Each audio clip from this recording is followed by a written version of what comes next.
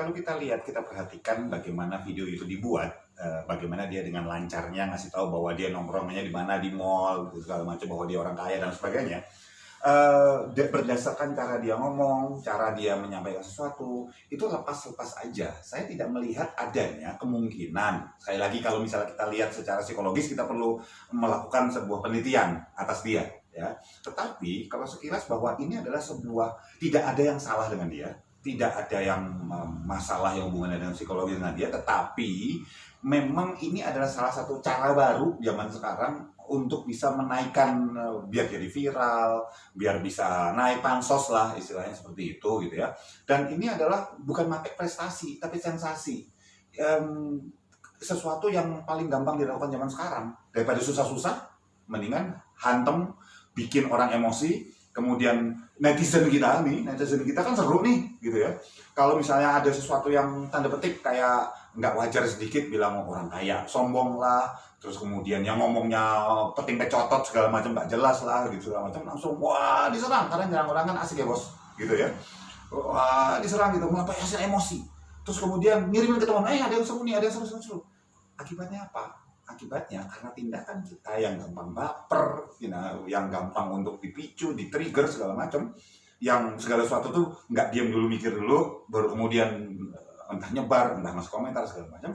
Akibatnya apa? Dimanfaatinlah sama orang-orang kayak gini, yang pingin naik cepat, pansos, dan bisa dapat sebuah posisi ya di selebriti dengan mudah, bahkan tanpa punya prestasi. Dan yang saya lihat adalah kayak gitu. Oke Mas, ini kalau dilihat berarti kan sudah terencana ya, dalam artian memang sudah direncanakan, dia udah membaca situasi, bisa dibilang seperti itu nggak? Perencanaannya sebetulnya gampang banget. Kenapa saya katakan gampang? Logika sederhana.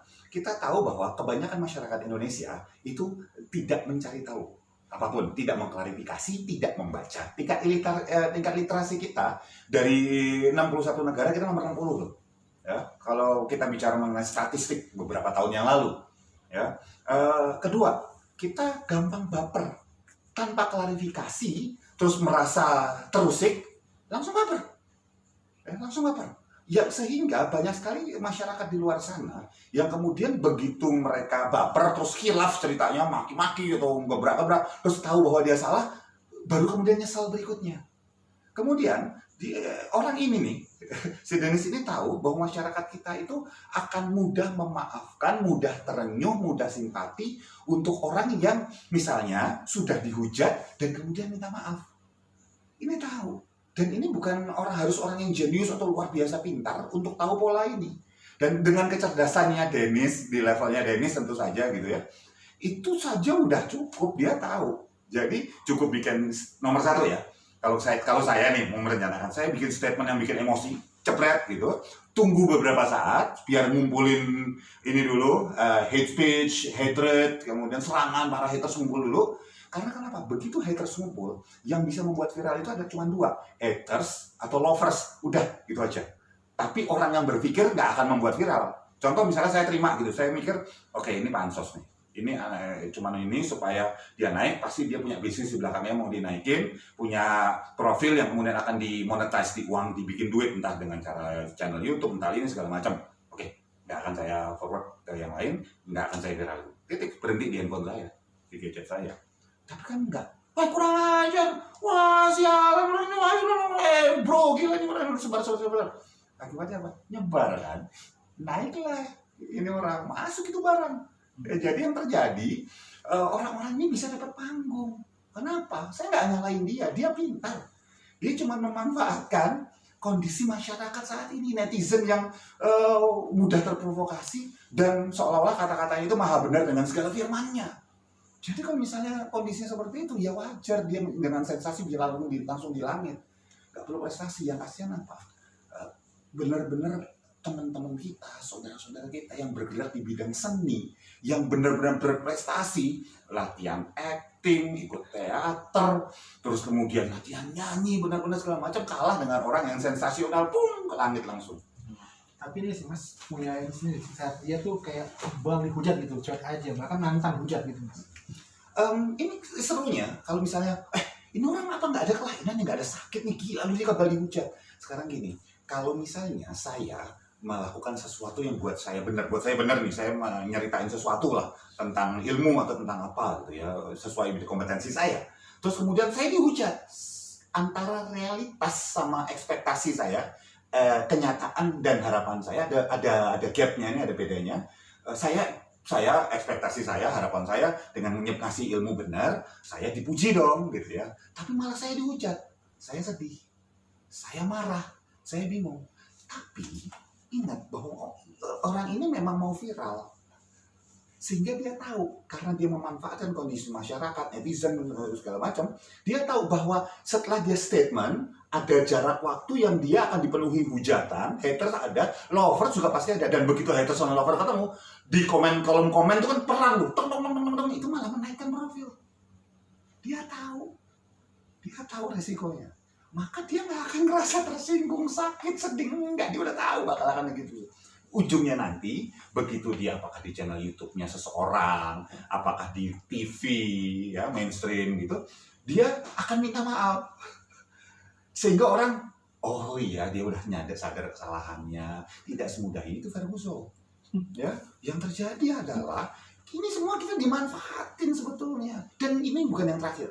Akan ada orang-orang yang akan memanfaatkan dengan cara yang sama. Selama kita masih gampang diprovokasi. Berarti ini sebenarnya ulangan dari pola yang pernah ada sebelumnya, Mas. Ingat yang kayak makan pentol, ngobrol dengan ayam. Berarti cara-cara seperti ini akan terus digunakan. Cara-cara seperti ini tidak akan hilang kecuali kita sebagai masyarakat dan netizen mulai berani untuk melakukan klarifikasi, minimal proaktif. Proaktif artinya apa? Setiap kali terima sebuah berita itu termasuk orang yang belum naik, ya, atau berita orang yang sudah di atas, untuk mempertahankan supaya di atas. Misalnya ada salah satu ya, katakanlah seleb sosmed lah ya gitu, yang apakah itu makan pentol, apakah itu misalnya ngomong sama ayam, sama kucing, sama kecoa, sama semut, apapun itu gitu misalnya. Itu kan sebetulnya buat orang seru, dia boleh aja, hak dia. Buat saya, mereka semua pintar. Atau ada orang yang juga nggak punya prestasi, yang cara naiknya adalah dengan ngomong misalnya, saya tidak ingin mempertakut atau mempersuram statusisasi kekayaan siapalah itu gitu misalnya. Buat saya dia pintar. Aslinya kan nggak kayak gitu orangnya kalau di belakang layar. Tapi ditampilkannya seperti itu. Jadi sensasional, diviralkan orang, dia namanya naik. Loh mas kok kayak gitu, kok curang itu? Nggak curang, pintar. Yang istilahnya nggak pintar itu yang memviralkan jadinya gitu loh. Dan kalau saya ini saya loh, kita semua berhak berbeda gitu. Kalau saya memilih untuk nggak memviralkan orang-orang seperti ini. Kalau saya 1 kali sekian juta orang kayak saya, ya minimal mereka kehilangan kemungkinan untuk naik dengan sensasi sekian juta gitu. Ya tapi kan saya cuma bisa ngajak, tapi saya pribadi saya akan berpikir seperti itu. Oke. Pas normalnya manusia kan itu kan kadang berpikir nggak sampai sejauh itu ya. Ini tadi ngomong sama ayam, bikin statement yang seperti Denny segala macam. Ini masuknya kategori tetap masukkan normal apa di batas di luar normal? Oke, buat saya kategorinya tetap dia di luar normal. Artinya apa? Dia pintar, kreatif, out of the box. Orang lain nggak kepikiran loh. Jadi ini pujian ya buat mereka. Ini pujian, saya tidak mau menghujat siapapun yang mau dibilang makan pentol, ngomong sama ayam, ngomong peting pecotot nggak jelas, atau misalnya nongkrong di mall segala macam gitu. Saya nggak menghujat mereka. Justru saya memuji kehebatan kreativitas mereka. Tapi itu bukan prestasi. Ini kreativitas untuk menciptakan sensasi. Dan buat saya nggak fair. Buat orang-orang teman-teman kita, saudara kita, mungkin kakak atau adik kalian gitu, atau saya gitu misalnya, yang mereka itu benar-benar berprestasi, latihan suara, latihan acting, mencoba bikin misalnya kerajinan ini itu segala macam, yang ketutup gara-gara orang-orang ini. Orang-orang yang pintar, sehingga pintar menarik atensi atau perhatian, sehingga yang lainnya itu harusnya lebih layak dapat perhatian dan naik, itu justru hilang. Dalam artian yang sederhana berarti yang kurang pintar di sini sekali lagi yang menyebarkan dan netizen yang mau diadu. Oke. Ini sedang, ini kurang pintar, ini pintar. Istilahnya mereka tuh di sini, dalam menciptakan sensasi, bukan dalam prestasi real, dalam menciptakan sensasi. Ya bisa jadi para netizen di sini, Di sini. Kalau saya mau viral nih ceritanya, saya akan bilang netizennya geblek gitu. Ya, jadinya viral nih gitu. Potong video saya gitu. Netizen tuh nggak pintar sama sekali, bodoh malah gitu ya. Nah, gua viral deh, jadi sensasi itu ya. Tetapi sebetulnya cukup kita sebagai masyarakat, cukup kita sebagai netizen, kalau ada apa-apa diam dulu aja, tarik nafas dulu. Kalau mau emosi tarik nafas, hitung 1 sampai 3 sampai 5 kali 10 gitu. Kemudian mikir, kira-kira dia ngomong kayak gini sengaja atau tidak ya? Yang paling diuntungin siapa ya? Kalau misalnya saya sebar, kira-kira namanya dia justru naik apa enggak ya? Gitu. Terus gunanya nyebarin kayak gini apa ya? Minimal kita tanya sama diri kita sendiri kayak gitu. Kalau kita nanya diri sendiri, kita diam sebentar, kita nggak gampang diprovokasi oleh undang-undang apa Meli Guslo atau apalah itulah segala macam gitu ya. Nggak gampang kita diprovokasi. Ya. Apapun itu gitu. Kalau memang salah ya salah, ya ngomong yang benar caranya. Tetapi kalau misalnya dengan cara yang gampang diprovokasi, nggak klarifikasi gitu, dan kemudian langsung menghujat dengan kata-kata yang sesuka-suka kita, buat saya yang sakit itu akhirnya masyarakatnya. Karena ada tekanan, butuh dikeluarin, ventilating kalau kita bicara bahasa teknisnya, secara psikologi. Ventilating butuh keluar, akhirnya pengeluarnya dengan cara jadi hater, nyerang, apa segala macam kayak gitu. Berarti ada goals ya Mas di sini ya? Oh, ini jelas. Ini kalau istilahnya namanya orchestrated, dibuat dengan sangat baik dan nggak sendirian. Ini bukan kerjaan satu orang. Ini entah ada konsultannya di belakangnya. Ingat dia kaya, bisa bayar konsultan, ya. Atau 2, ini grup. Yang berarti bukan cuman ini sendiri aja, dan ada sebuah tujuan yang jelas. Contoh kalau kita amati, kita telisik ya lebih detail. Kan dia sebetulnya punya bisnis, dan bisnisnya ya kalau nggak salah toko kembang itu ya, kembang yang advance kembang lah, tapi bukan kembang biasa, itu juga keren loh, juga keren. Tapi banyak kasus yang hubungannya dengan customernya di masa lalu, dan begitu ini muncul pang gitu, kasusnya ada muncul juga yang munculin segala macam, tapi kalah ripple-nya, gelombangnya dengan cara dia ngomong, kontennya segala macam. Akhirnya apa? Ini sama kayak ada suara orang yang lagi ngomel-ngomel masalah customer service, keluhan, tiba-tiba ada suara kencang, pang gitu, ketutup suara kecilnya. Oke, Ini Mas. pintar buat saya, ini pintar. Oke, tapi kalau Mas Kirdi ngeliat dari ekspresi dia ketika dia ngomong, ketika dia minta maaf segala macam itu, memang ada raut wajah memang ada kesengajaan segala macam atau gimana Mas?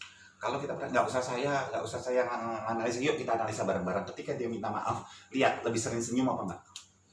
Orang kalau ekspresi wajah orang yang menyesal adalah gabungan antara takut dan sedih. Jadi sedih itu sadness deh ya. Bagian pinggir ini turun ke bawah, ini turun ke bawah. Dan tatapan itu lebih tidak glaring gitu, lebih sendu. Ini nggak sama sekali kan. Jadi buat saya ya, ini bukan minta maaf, ini adalah menjalankan drama yang memang sudah dipersiapkan. Berarti semua yang terjadi sudah terukur ya Mas ya, akan ini dan terakhir di mana itu sudah diukur ya. Makanya saya bilang pilihannya adalah dia beneran dia pintar sendirian, konsultannya yang pintar, atau grupnya yang keren. Dah gitu aja. Tapi target utamanya adalah konten, target utamanya adalah menaikkan apakah itu subscriber, menaikkan follower, menaikkan view, dan pada satu titik dia dikenal.